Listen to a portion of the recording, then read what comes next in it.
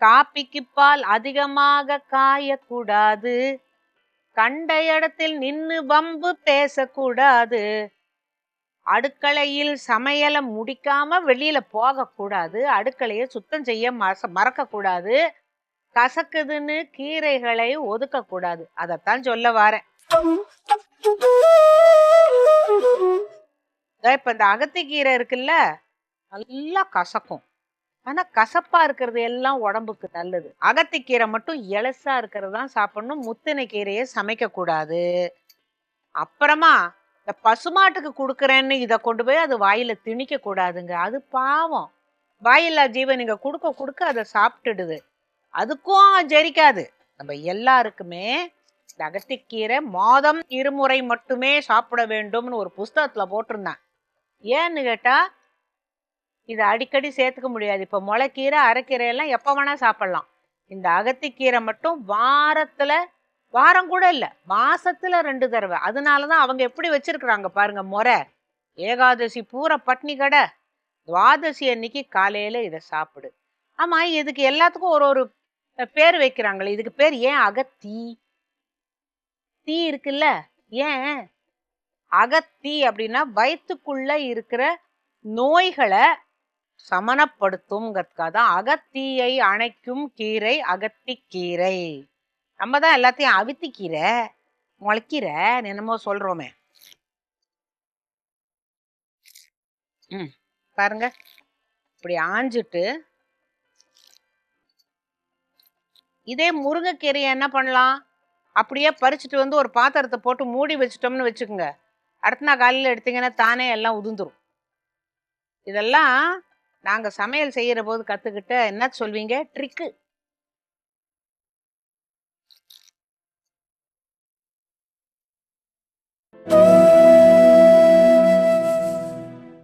இப்ப இதுக்கு தேவையான பொருட்கள் எல்லாம் இளா அகத்திக்கீரை, மிளகா வத்தல், அப்புறம் அதை பொரியல் செய்யறதுக்கு மிளகா வத்தல், உப்பு, உளுத்தம்பருப்பு, கடுகு, ஊற வச்ச பயத்தம்பருப்பு, நல்லெண்ணெய், தேங்காய் திருவினது, அவ்வளவுதான்.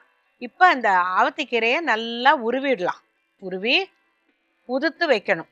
இப்ப அகத்திக்கீரையை தயார் பண்ணியாச்சு, மற்ற பொருள் சாங்கியங்கள் எல்லாத்தையும் இங்க எடுத்து வச்சாச்சு. இப்ப நம்ம பொரியல் செய்ய போறோம். பகல் வேளையில மட்டும்தான் இந்த கீரையை சாப்பிடணும், ராத்திரியில சாப்பிடக்கூடாது.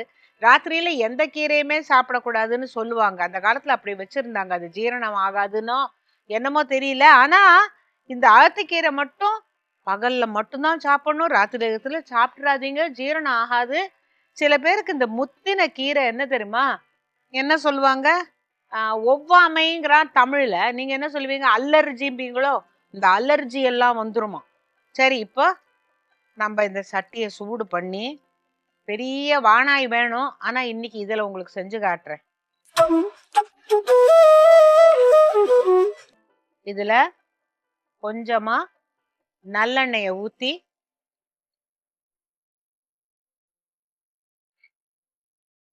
எப்போதுமே பொரியலுக்கெல்லாம் வதன்னு 4-5 ஸ்பூன் எண்ணெயை ஊத்தக்கூடாது.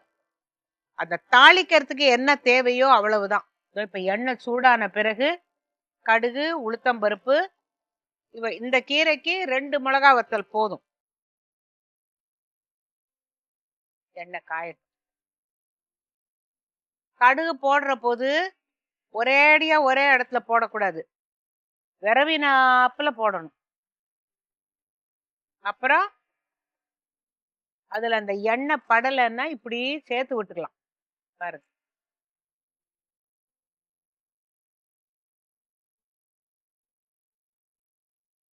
நான் எப்போதும் சொல்றதுதான், கடுகு வெடிச்சிட்டான்னு போய் எட்டி பார்க்க கூடாது, அது மூஞ்சில வெடிச்சிடும். இப்போ மிளகா வத்தலை போட்டோம், கடுகு இன்னும் வெடிச்சுக்கிட்டு இருக்கு. அப்புறம் அந்த உளுத்தம்பருப்பை உடைச்சு போடணும். எங்க முத்து பேச்சுக்கு சோம்பேறித்தனம், முழு உளுத்தம்பருப்பை போட்டு வச்சிருக்கா. சில பேருக்கு அந்த அகத்திக்கீரை பொரியல் செய்யற போது அந்த கசப்பு பிடிக்காதுன்னு கொஞ்சம் சீனி போடுவாங்க.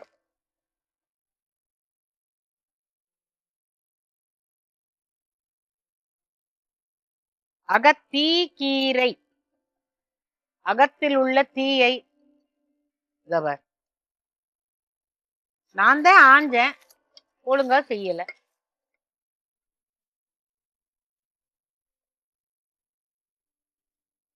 இந்த கீரையில இருக்கிற தண்ணியிலேயே அது அப்படியே துவண்டுறணும். எந்த கீரையும் மூடி வச்சு வேக வைக்க கூடாது. அப்படி இந்த கீரை கொஞ்சம் முத்தலா இருந்துச்சுன்னா லேசில மசியாது. அதுக்கு கொஞ்சோண்டு தண்ணி ஊத்திக்கலாம். இது நல்லா இளங்கீரை தான்.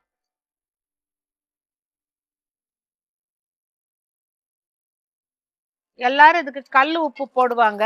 நான் கல் உப்பை முணுக்கி வச்சிருக்கேன். ஏன்னா சில சமயம் பாத்தீங்கன்னாக்கா அந்த பொரியல்ல அந்த கல் உப்பு எங்கேயாச்சும் ஒண்ணு கரையாம அப்படியே நிற்கும். அதான் பொடிச்சு வச்சிருக்கேன். போட்டுட்டு ஒரு கை தண்ணிய தெளிக்கணும் அப்படிம்பாங்க. அவ்வளவுதான். அந்த துளி தண்ணி விட்ட உடனே துவண்டுரும். இங்க பாருங்க, தன்னால அந்த கீரை துவளலைன்னா ஒரு கை தண்ணி, அவ்வளவுதான்.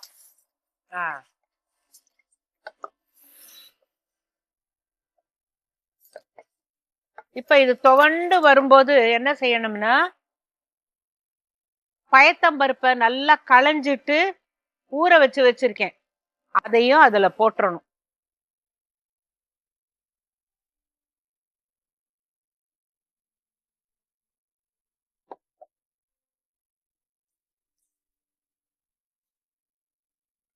அந்த பயத்தம்பருப்பை நல்லா நம்ம ஊற வச்சுட்டதுனால இதுல லேசா வெந்துரும்.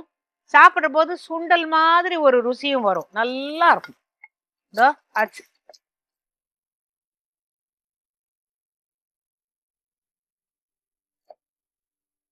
இப்ப அடுப்பை அணைச்சிட்டு அதுல தேங்காய் பூவை போட்டுடலாம்.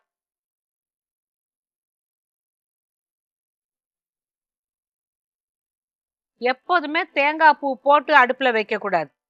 அடுப்புல இருந்து அடுப்பை அணைச்சிட்டு அதுல போடலாம், இல்லாட்டி இறக்கி வச்சும் போடலாம், இல்லாட்டி அணைக்கிறதுக்கு முன்னால போட்டுட்டு அடுப்பை அணைச்சிடணும். சில பேருக்கு அதெல்லாம் தெரியாது. இந்த தேங்காய் எல்லாம் அடுப்புலயே வச்சு நீங்க போட்டீங்கன்னாக்கா தேங்காய் எண்ணெய் வாசனை தான் வரும். அந்த தேங்காவுடைய பச்சை வாசனை இருக்காது.